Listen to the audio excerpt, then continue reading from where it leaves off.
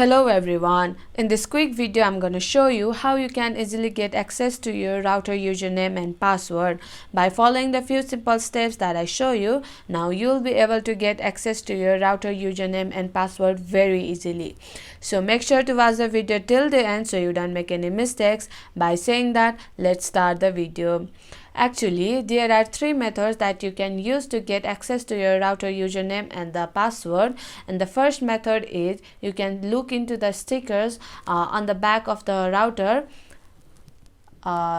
This type of sticker you can see in the back of the router, and in this sticker you can get detailed information about your router, and you can get default username and the password of the router. And you can use this your default username and the password, but you have to reset your router at first. And you can reset your router by tapping on the reset button on the back of the router. And the second method is you have to go to the Google, and in the search box type your router name and model along with IP address and username.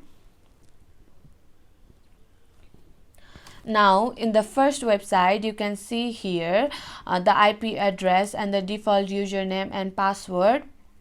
And this two method doesn't work, then you can directly contact with your internet service provider, and they will provide you with your router username and the password. So my friend, that's it. If you find this video helpful even 1%, consider subscribing and leave a like. I'll be back with another problem solving video like this. Thanks for watching.